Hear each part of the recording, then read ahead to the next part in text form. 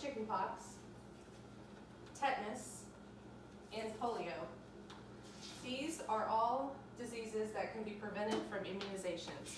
You are protected from these diseases because your parents got you immunized as a child, and you have continued protection because you received booster shots as adults. Do you think that parents should be mandated by law to have their children vaccinated against these deadly diseases? I, as a nurse who have vaccinated lots of people over my career, think that yes. Yes, parents should be mandated by law to get their children vaccinated, because in reality, some of them will choose not to do it for certain reasons. I would like to discuss eradication of the disease, why parents choose not to vaccinate, and community immunity. The first point I would like to make is how vaccines have changed the world. According to a recent ABC News report, vaccines are one of the top 10 things that medicine has come up with. Smallpox has killed 3 to 500 million people during the 20th century. This is what smallpox looks like. As recent as 1967, the World Health Organization estimated 15 million got the disease and 2 million died. After a successful vaccine campaign during the 19th and 20th century, the World Health Organization certified global eradication of the smallpox virus in December of 1979. So just think of all the lives that have been saved due to the invention of vaccines and people getting their vaccinations. The second point I would like to make is why. Why do parents choose not to vaccinate their children against these deadly diseases? In a recent Parents Magazine article, they did a survey, and the parents' #1 reason for not vaccinating their children is fear of the vaccine. People believe that vaccines cause autism, ADHD, SIDS in babies, and other cognitive disorders.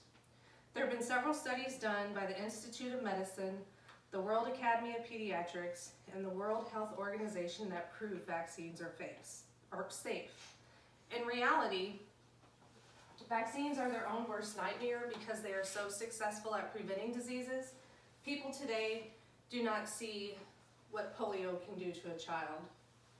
People today do not see what tetanus can do to you. If large communities had children walking around deformed with walkers or even in wheelchairs, and the parents walking through, they said, if you get your one shot for your child, that's going to prevent this, most parents would run right out and get it. But these are not seen around the world anymore, so it's kind of out of sight, out of mind. The second thing I would like to talk about is community immunity. By you going out and getting your shots,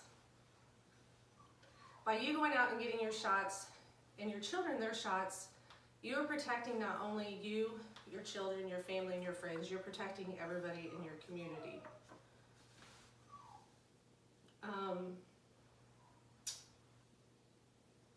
It's recommended through vaccines.gov that 90% of people in the community need to get their shots for community immunity to work. The people that do get their shots protect the people that can't get their shots because they have weakened immune systems caused by cancer and doing chemo, HIV, little babies that are not fully immunized because of their young age. All those people are protected.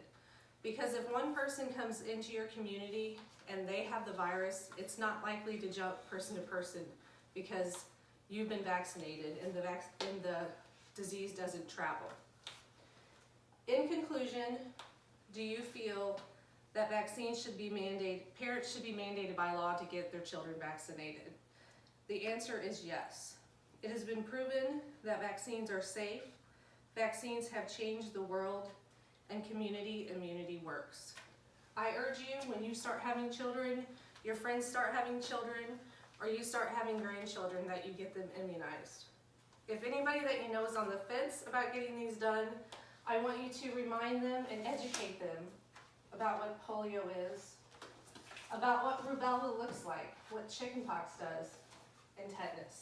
Tetanus is something you as adults need to keep your boosters on that. so you don't end up with this. So get out and get your immunizations. Thank you.